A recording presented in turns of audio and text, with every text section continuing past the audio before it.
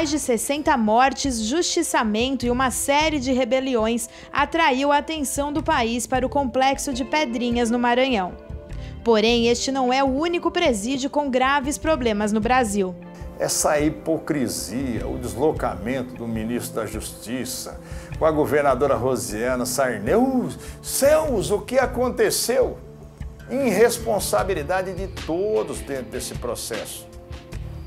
O que aconteceu no Maranhão pode acontecer em todos os estados brasileiros hoje.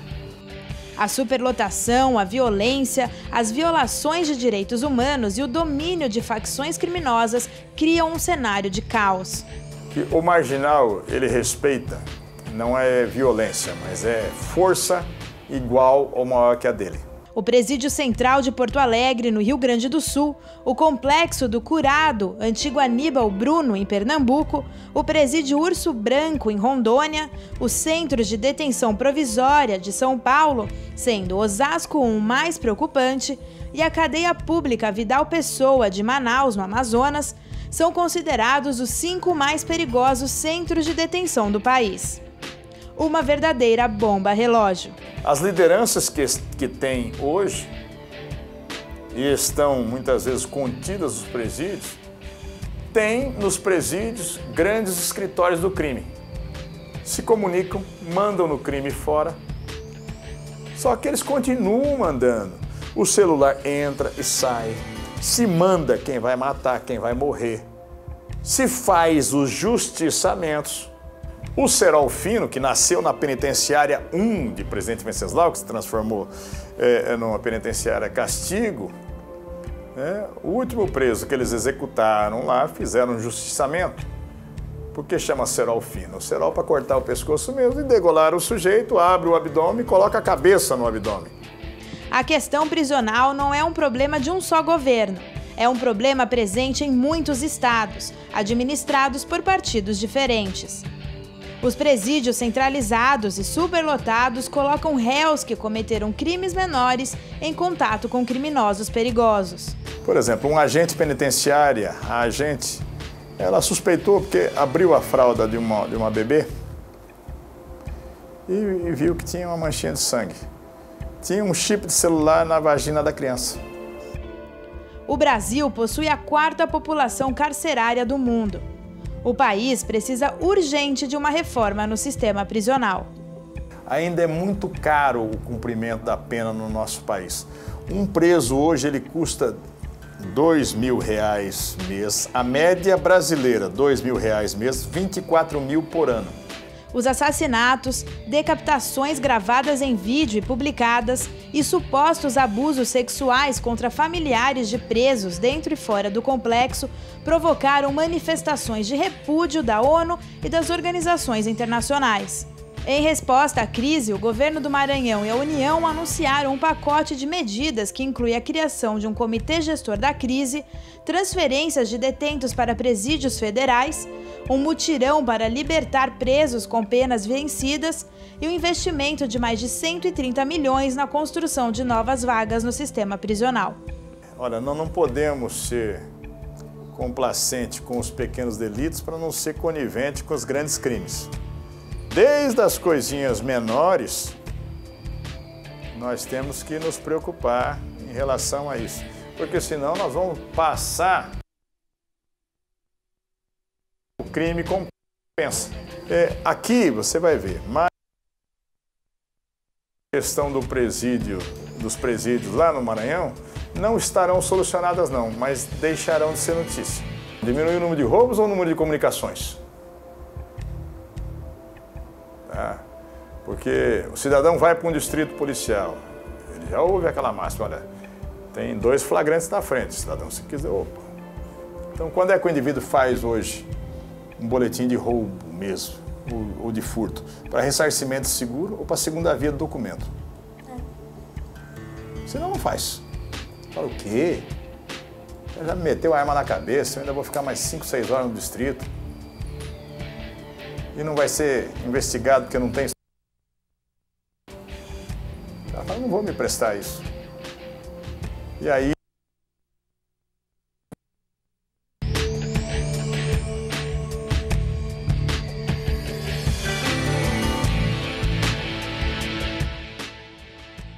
Nós vimos aí a indignação do Dr. Major Olímpio, deputado estadual, falando sobre essa mistura. Não existe critério. Os pequenos delitos estão no mesmo sistema de correção que assassinos, que homicidas, enfim, todo tipo de crime misturado sem critério algum. E hoje nós vamos conversar sobre esse assunto que infelizmente tem feito do Brasil notícia internacional. O melhor debate da sua terça-feira está no ar, o Debate à Mesa, recebendo os nossos convidados, doutor Jorge Lordello. Muito bem-vindo, doutor.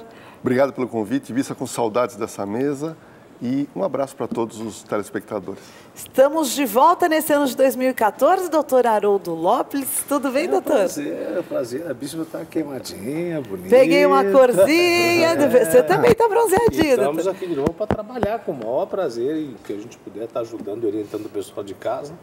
E o Brasil precisa mudar, né? O Brasil precisa mudar, essa voz que não se cala. E hoje também estou recebendo a Tânia Maria Pink, que é associada do Fórum de Segurança Pública e doutoranda e mestre em Ciências Políticas pela USP. E vai falar hoje, ela desenvolve pesquisas sobre o uso de força, treinamento e abordagem policial. E vai falar um pouco sobre esse assunto. Bom, o Brasil está agora colocando em pauta um assunto que já acontece há muitos anos.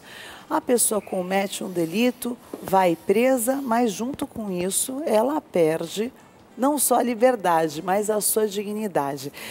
O que aconteceu em Pedrinhas, na opinião de vocês, é apenas uma amostra ou um retrato do que já acontece em todo o Brasil ou é específico daquela região? Bispa, eu posso falar de cátedra porque eu visito presídios, né?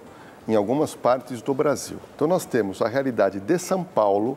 O maior sistema carcerário do Brasil é em São Paulo. 40% dos presos estão em São Paulo. Olha só. E nós temos outros sistemas carcerários em outros estados, onde o investimento foi pífio. Em São Paulo, hoje, nós não temos praticamente mais presos em delegacias. Era uma coisa que era muito cobrada de ser retirado. E nós temos hoje, devemos alcançar neste ano, mais ou menos 170 unidades prisionais, com uma outra realidade do que a gente vê no Brasil. Em Pedrinhas, é um absurdo, aquilo não pode ser chamado de presídio, aquilo é um depósito onde as pessoas vivem em condições desumanas. Agora, em São Paulo especificamente, você não tem ouvido nos últimos anos notícias que possam trazer à baila algum tipo de agressão ou, eventualmente, de fuga. Dificilmente você ouve algum presídio em São Paulo, que são presídios novos. Eu vou tomar por parte. Quem passa nas marginais, da Marginal Pinheiros, Marginal Tietê, ele vê lá um dos CDPs ali. Verdade. Só de você passar, você verifica que o tipo de obra é completamente diferente. Então, São Paulo investiu. As pessoas podem falar, mas não é o necessário. Mas fazendo uma comparação com os presídios dos outros estados, nós temos um presídio de 3, 4 estrelas, eles têm um presídio de meia estrela. Tá, então isso é uma realidade que, então, fora dos grandes centros como São Paulo, como é que é a realidade do Rio de Janeiro, doutor? Também é um local onde a gente não verifica um investimento em construção de novos presídios, que você tenha uma modernidade, que você tenha uma assistência médica, uma assistência psicológica, em que o preso possa ter alguma atividade e cumprir a sua pena dignamente e não amontoado, e principalmente onde falta investimento mesmo, é no Nordeste e no Norte do país, onde a gente verifica que isso é muito comum. Bom, além do custo que o preso tem por dia, que é R$ 2.700 ao mês o custo de um preso. Além disso, ele está ali dentro numa perspectiva de recuperação. Não é um ponto final, deveria ser isso pelo menos, né?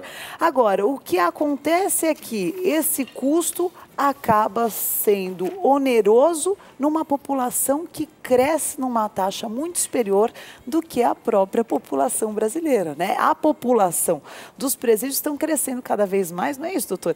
E os investimentos não acompanham esse crescimento. É claro que o resultado disso é a superlotação das celas. Enquanto o nosso crescimento populacional é de 30%, os presídios chegaram o quê?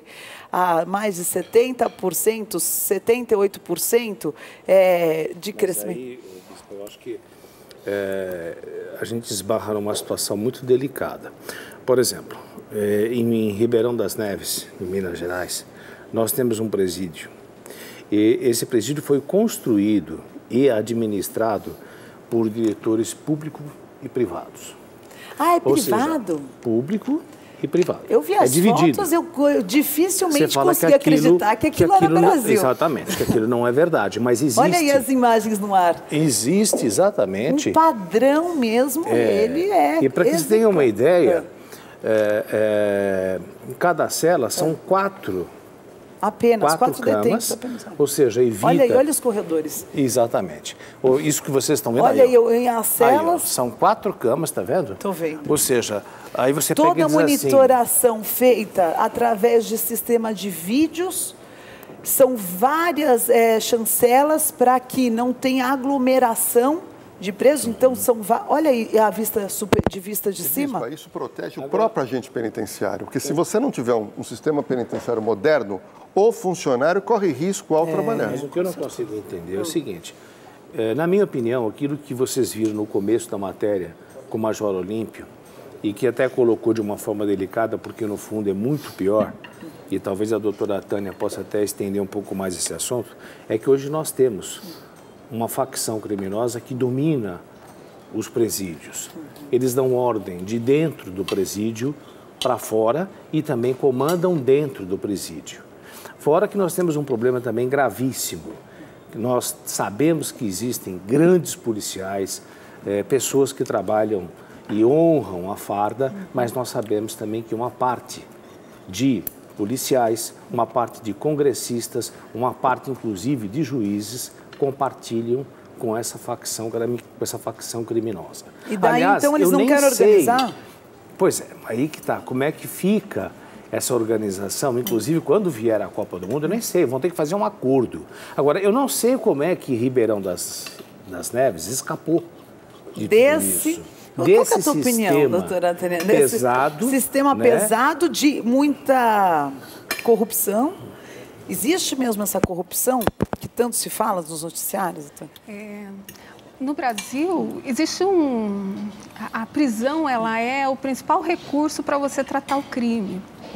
E, na verdade, o objetivo da prisão seria dissuadir, neutralizar as pessoas na prática do crime quando elas estão presas. Tá. Esse objetivo principal, ele não está sendo atingido. Se os grupos estão se organizando dentro das prisões e praticando crime, é porque essas políticas de encarceramento, elas não estão atingindo o objetivo. Existe uma série de fatores que vão contribuir para esse resultado, né? A corrupção é um deles, né? Das pessoas que estão diretamente tratando com esse tema. Existem muitos estudos que demonstram que a prisão, ela nem sempre alcança o principal objetivo, que é controlar o crime, que é ressocializar as pessoas. Estudos no mundo inteiro, doutora? Ou só no Brasil? Não, na maior parte, a gente tem poucos estudos sobre isso aqui no Brasil, né, do impacto da prisão no controle do crime. Né? A literatura maior é uma literatura estrangeira que trata desse assunto. O fato é, nós temos um problema que é a qualidade das prisões. A partir do momento que você tem uma prisão onde você, como você disse, retira a liberdade, mas você respeita os demais direitos, porque a prisão ela é para restringir a liberdade do criminoso, mas os outros direitos precisam ser mantidos e respeitados, né? Que é o que a gente não observa no Brasil hoje em dia. Agora, doutora, também nós não podemos esquecer, doutora Tânia, que um dos objetivos, e acho que é o principal, do sistema carcerário é a socioeducação desse detento, correto? Agora eu pergunto, é a punição. Agora eu pergunto a todos. O objetivo é punir. Agora eu pergunto a todos. Paralelamente, é uma punição. Só um minutinho, Lorgano. Punir com um segundo foco de tentar recuperar essa Agora eu pergunto a você, a todos aqui e a você de casa também. Nós sabemos que a maior parte dos detentos não são homicidas. São pessoas que trabalham, que mexem com drogas. Ou seja, seriam presos que cerca de 40% deles sequer foram julgados ainda. E outra coisa, se estivessem num regime diferenciado, né, Não, eles estão juntos com detentos de altíssima periculosidade. Então, às vezes, é um indivíduo que estava até iniciando no crime. E ele vai para uma faculdade. Se ele tivesse um processo reeducacional, como ocorre em Ribeirão das Neves, nesse presídio, em que eles trabalham, em que eles estudam, existe terapia de grupo e individual, pelo menos é o que consta na revista de veiculação nacional. Tive acesso à mesma informação. Sabe-se que o processo de o indivíduo voltar para o crime é muito menor do que nesses presídios em que o processo socioeducativo se resume a uma televisão e só. E umas horinhas Agora, no sol. A gente também não pode esquecer que esse detento de média periculosidade ou até pequena, que se envolveu com drogas e está no meio de indivíduos de altíssima periculosidade, quando ele sai formado em PhD. PhD do crime. Acabam se tornando faculdades do crime. Faculdade do crime. Em faculdades do crime, a pessoa volta sendo mais respeitada, porque, na verdade, se ela foi para a prisão e sobreviveu, quer dizer que ela conviveu com o que há de mais perigoso. Fora que muitas vezes ele já sai com um certo compromisso de agir de determinada forma aqui fora em função do crime organizado. Doutora, às vezes eu tenho a sensação de que, apesar de todos os estudos e o conhecimento do poder público, existe uma inabilidade em resolver essa situação que é uma realidade brasileira. Como estudiosa e conhecedora, tem que haver repressão do crime, inevitável. Mas, de tudo que a senhora estuda e conhece, quais seriam hoje as melhores alternativas bem-sucedidas que dariam para ser aplicadas no Brasil? Como eu estava dizendo no início, você tem um investimento muito grande aqui nas prisões como tratamento do crime. No entanto, alguns outros países têm boas experiências em evitar que o crime ocorra, em tratar da prevenção. A gente tem um problema hoje prisional, nós não temos prisões de qualidade, a gente não respeita os direitos desses presos, a probabilidade de reincidência desse indivíduo é muito alta, nós não conhecemos essa população carcerária, nós temos poucos estudos sobre isso, é por isso que muitos presos permanecem por tempo demasiado na prisão, sendo que já têm direito de se livrarem soltos. Então, faltam estudos. Tá. Faltam estudos porque não existe transparência também nos dados dessa população carcerária. Tomar uma decisão se você não conhece nem a realidade do que está dentro dos presídios? E esse é um grande problema, porque como é que você formula políticas públicas para serem eficientes, para atingirem o objetivo que realmente se pretende, se você não tem um diagnóstico claro do problema? Eu queria fazer uma comparação. A gente elogia muito um país chamado Japão. Eu nunca estive no Japão, mas quem já viajou, volta de lá, assim, completamente impressionado com a limpeza, com a educação, com tudo, com tudo. Bom, o Japão é um país de poucos crimes, mas tem crimes. E os presídios japoneses são os presídios mais duros com o presidiário. Para o japonês, o preso é um cidadão de segunda classe. Ele tem direitos, mas ele tem muitos deveres. Eu escrevi um artigo recentemente relacionando todos os direitos que têm os presos brasileiros. Muitos? É direitos que não acabam mais. Por exemplo, direito à visita íntima. Que já é errado. A maioria dos presídios do mundo coloca o preso numa cela pequena, limpa, com banheiro, muitas vezes até com uma televisão, mas ele cumpre pena sozinho, com direito a um banho de sol de 1 hora. A brasileira que foi fazer aquela ação do Greenpeace lá na Rússia, ela contou como é que era o presídio lá. Ela relatou. Ela relatou, muito pior do que a gente. Nós temos uma mania aqui também de colocar que aqui é um verdadeiro caos. É óbvio, você pega o caso de Pedrinhas, que é um absurdo. Mas os benefícios são muitos. Mas os benefícios também não é brincadeira. Outro dia um parente meu veio do interior no feriado. E com ele veio várias pessoas que têm essas saidinhas. Então o indulto ele recebe um cartão, eu não sabia disso. ele recebe um cartão que ele tem ali um crédito que ele pode pegar o transporte, ele tem um valor para gastar na rodoviária, para comer um lanche, para ir visitar a família. Que é uma coisa que nenhum brasileiro tem, né? É uma coisa outra coisa. O preso brasileiro fica pouco tempo preso. E você ainda recebe o recurso para você... Tem o auxílio reclusão, mas tem uma série de benefícios onde você vai diminuindo a pena. Você tem uma série. O preso estudou, diminuiu pena. O preso trabalhou, diminuiu pena. Mas isso é positivo ou negativo? Na tua opinião, doutora Tânia? Não, eu acho que você precisa tornar esse preso ativo, sim. Eu acho isso positivo. Nenhum lugar do mundo faz esse tipo de benefício. Você dá o estudo, você dá o livro, você dá o trabalho, mas não trocar por pena. A pena dele, quando ela é estipulada pelo juiz criminal, é em relação ao fato criminal de ter uma vítima. Então, por exemplo, alguém matou alguém. A família está presa. A família que perdeu seu ente querido está muito chateada. Aí ele vai para a cadeia, trabalhou um pouquinho, desconta a pena. Estudou um pouquinho, desconta a pena. Lê um livro, desconta a pena. Mas, pera um momentinho, temos que dar tudo isso. Agora, descontar pena... Você acha errado? Mas acontece o seguinte, nós não podemos também, eu acho que incorrer no risco de alguns equívocos. Por exemplo, volto ao presídio de Ribeirão das Neves. Além de ocorrer, para cada 3 dias trabalhados, você tem 1 a menos na pena... Você não tem ali só uma laborterapia, você também tem psicoterapia, segundo consta a matéria na revista Veja, de veiculação nacional. E também, nós temos um dado importante, que quando o detento recebe esse tratamento, em que você tem uma tentativa de reorientá-lo, de analisar a sua vida, aqueles não são todos que são irrecuperáveis. Tem muita gente que volta a repetir, que tem ali média periculosidade, que não é o homicida, e se cai para um presídio desse, vai se tornar um homicida.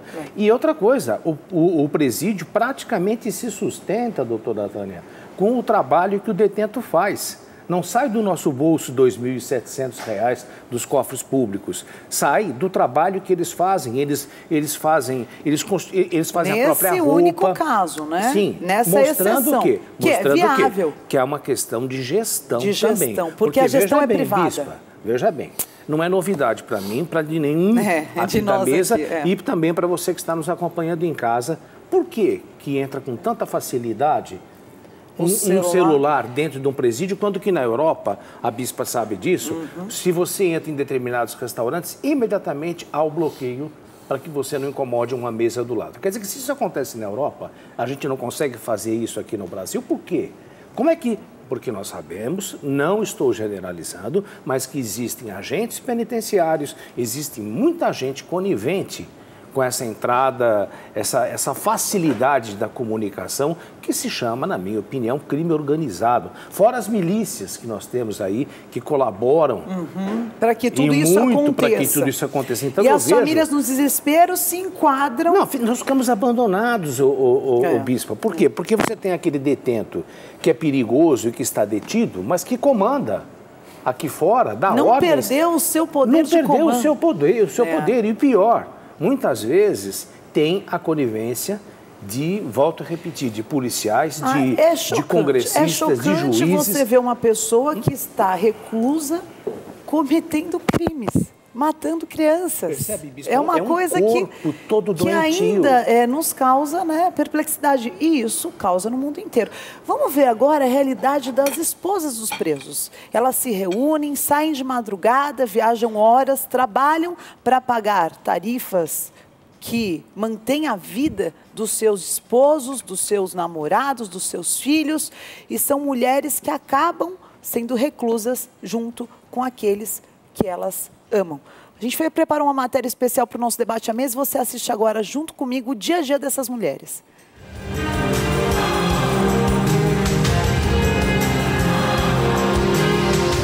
Mirandópolis, Reginópolis, Hortolândia, Lavínia, Ribeirão Preto, Paraguaçu, Avaré. Muitas são as cidades no estado de São Paulo que abrigam as penitenciárias, CDPs, cadeias de segurança máxima, entre outros tantos nomes incluídos no rol dos chamados estabelecimentos penitenciários. Muitas mulheres, muitas histórias. O que leva essas mulheres a viajar todo final de semana para encontrar os companheiros, maridos e familiares? Amor bandido. Mulheres que cumprem pena junto com aqueles que amam. Eu espero que um dia Deus transforme o coração dele e que ele seja uma outra pessoa. São 7h30 da noite, aqui numa praça ao lado do Terminal Barra Funda, na capital de São Paulo. Muitas mulheres já começam a chegar carregadas de sacolas, a sua maioria transparentes, muitas com crianças, prontas para viajar 6, 7, 8, 9 horas até chegar ao seu destino para visitar seus familiares. Uma vida muito difícil que a gente vai conhecer agora. Todas essas mulheres passam por revistas íntimas humilhantes, se sacrificam financeiramente e muitas mantêm em segredo a condição de esposa de um detento, para poderem continuar sustentando do outro lado da grade seus familiares e nas cadeias seus companheiros. É um depósito que você faz em dinheiro, que você tem que deixar na cadeia, o tal do pecúlio. É como se ele tivesse um mercado dentro de todas as penitenciárias que isso acontece e tem. Se forem atrás, tem. E esse dinheiro é utilizado para compra de produtos de higiene, de limpeza. O sabonete que para mim aqui sai do R$1, R$2, para ele sai bem mais caro. A criança tem que fazer a mesma coisa que a gente, agachar, tirar a roupa todinha, levantar, virar de costa. É bem humilhante para as crianças, que não entendem, né? A rotina dessas mulheres não é fácil. Além da viagem, que dura horas, elas chegam bem mais cedo na praça para poderem pegar uma senha que dá direito a entrar no presídio. No estado de São Paulo, existem 85 penitenciárias masculinas, incluindo centros de detenção provisória, que acabam nem sendo tão provisórios assim. Sem contar as colônias e as cadeias públicas, onde estão os presos prestes a sair em liberdade. Segundo o Departamento Penitenciário Nacional, o DEPEN, 85% dos mais de 134 mil presos do estado recebem visitas. As mulheres viajam de ônibus, de carro, de vans ou vivem próximas aos presídios onde estão seus maridos. A gente vai na incerteza. Porque geralmente eles param as vans, os ônibus que estão viajando para a cidade, para ver se tem droga, se tem qualquer tipo de entorpecente nas bolsas, e é uma humilhação, porque a gente tem que entrar para dentro da base, tirar a roupa na frente dos policiais. E às vezes tem mulheres que levam droga e jogam em outras que não levam. Acaba inocente, indo presa. Você está indo, você não sabe se você vai voltar. Muitas levam em sacolas transparentes o tão conhecido jumbo, uma forma de agradar os maridos que acabam se alimentando pouco durante a semana. Eles passam sede, eles passam fome. Leva o jumbo para ele, no fim de semana, entra o choque. Aí quebra as coisas tudo, destrói tudo que é dele, rasga lençol, rasga colchão, rasga comida, joga a comida dele no chão. Eles entram para revistar a cela, eles pegam sabão em pó, jogam tudo em cima da comida que a gente deixou lá. Meu marido, quando foi para lá, né, há 3 anos atrás, jogaram ratomina na comida, então ele teve uma intoxicação, entendeu? Então tem pessoas que às vezes ele encontram barata, caco de vidro. Como essas próprias mulheres dizem, elas estão pagando cadeia junto com seus maridos, namorados e filhos. Pegar um monte de homem, um monte de mulher, trancar numa jaula como bichos, você entendeu? Trancar dentro de uma jaula, bater todo dia, porque assim, o presente que eles têm dentro das penitenciárias é apanhar todo dia. Meu marido tá com o pé quebrado, não tem atendimento médico. Eu tô assim, eu não sei se é mais seguro meu marido tá dentro da cadeia ou tá na rua.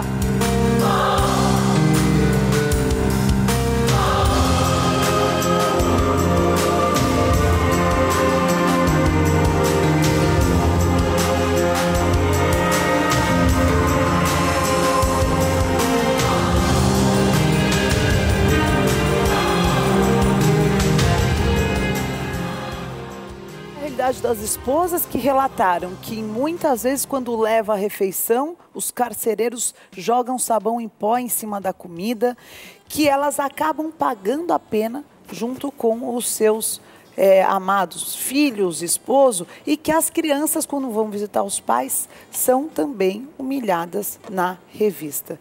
Isso A revista é necessária, só que tem uma coisa, a pessoa está visitando o seu parente.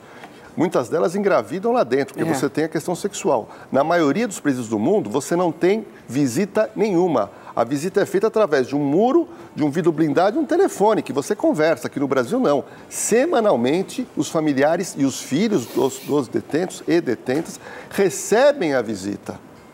Muitas pessoas são contra, por quê? Porque você acaba estimulando essa tentativa de entrada. Por exemplo, essa moça esquece de falar de quantas mulheres ou filhos são detidos tentando entrar com drogas, chips Outro dia tinha uma mulher que estava com 4 aparelhos celulares nas zonas gente. Diariamente são dezenas de prisões em flagrante de gente, então a revista tem que ser minuciosa. Agora, se as pessoas acham que a revista é muito violenta, vamos terminar com a visita íntima, então. Termina a visita íntima. Aqui pelo site do âmbito judiciário, do âmbito jurídico. Olha só a informação que traz. O ano passado, no Dia das Mães, foram 1.200 presos beneficiados com a saidinha. Quando saiu, aqui em São Paulo. Não é mais. Bom, está aqui. Não, está errado. Então, o âmbito jurídico tem uma informação vamos errada aqui. Bem mais. Milhares. E mataram 36 policiais nesse período aqui do lado de fora. Saem para matar. Então, o fato de dizermos se morre ou não morre gente nos presídios aqui em São Paulo, eu tenho a impressão que vai mais ou menos de acordo com o que a doutora Tânia estava dizendo. Nós não conhecemos muito. Acho que muita coisa vem lapidada. Nós sabemos também que muitas coisas acontecem com os detentos porque existe uma coisa chamada pedágio. Muito. Entendeu? E esse pedágio envolve preso com preso dentro da própria da carceragem, envolve muitas vezes agentes penitenciários que estão envolvidos com o crime. Então, por isso que eu volto a repetir, é um crime todo doente e, para falar a verdade, na minha opinião, doutor, eu acho que nós perdemos o controle disso. É um sistema que está doente. Ninguém sabe fazer como resgatar. Então, assim, dentro isso. De tudo que o doutor Lordello... De início, terceirizar. Para você privatizar, doutor? Eu acho que vai fazer como você ter um domínio, na minha opinião, de público...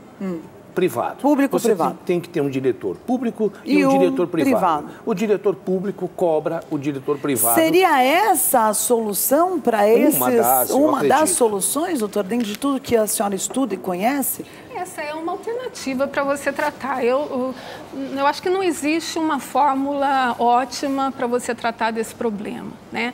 Muitas vezes a gente ouve, aí olha, o preso tem muito direito. O que é muito direito? Ou o preso é tratado como uma subcategoria de cidadão, né? Qual é o ponto de equilíbrio entre esses dois extremos, né? Onde você possa estabelecer um controle para que o crime não ocorra mais dentro das prisões, né? E onde você possa respeitar os direitos fundamentais. Até que ponto a visita íntima é excessivamente, você está ajudando excessivamente esse preso, né? Em detrimento de outras categorias. Doutora, eu queria fazer até uma pergunta para a senhora, aproveitando esse gancho, para que a gente possa entender a agressividade, por que o preso ele tem uma incidência muito grande no crime.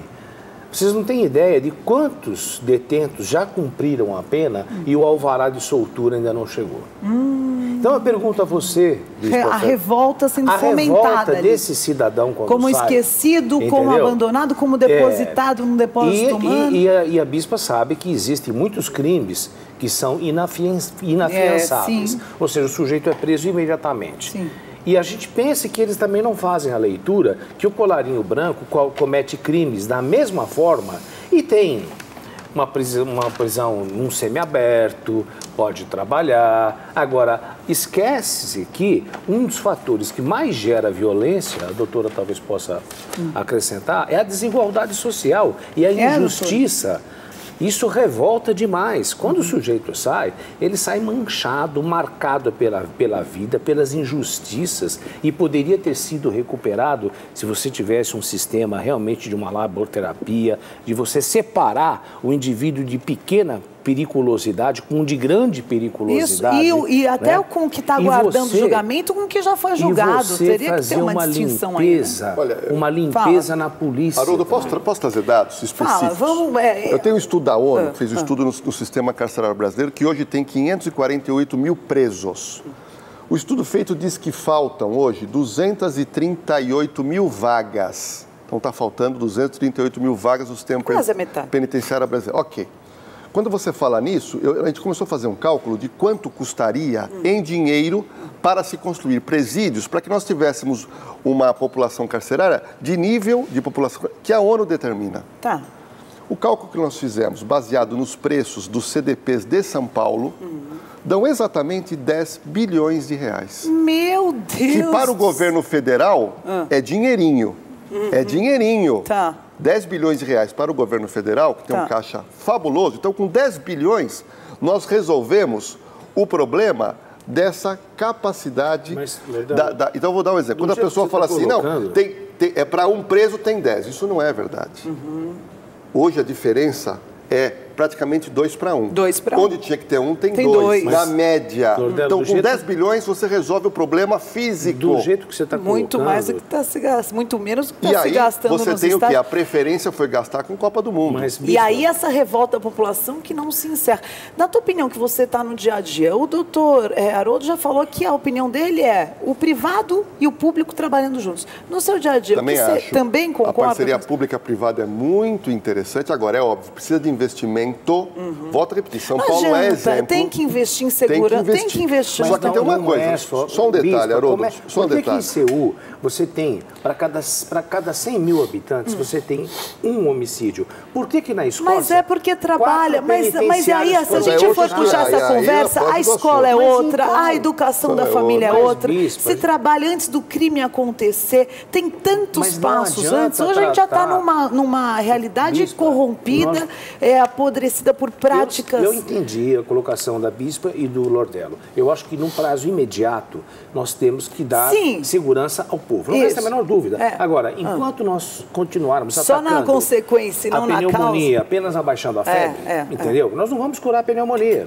Teria que vir... Então, você tem que ter um trabalho em paralelo. Você tem que ter presídios. Temos, eu não quero disputar um espaço aí na rua, quando eu sou um cidadão de bem e alguém está armado, entendeu? Agora, se nós não mudarmos a nossa forma de educação, veja que na Escócia, 4 penitenciárias foram fechadas por falta de presos. Oh, meu Deus, mas nós estamos no Brasil. Não, eu sei, eu quero mas agradecer, se deu certo lá, pode dar por que certo aqui não também? pode dar certo modificando a educação? Eu acredito muito na educação e acredito que sim, se bem utilizado o sistema carcerário, ele pode, sim, reintegrar a pessoa. Eu acredito, doutor. Mas que preso tem mais direito que vítima? Isso é uma constatação tua.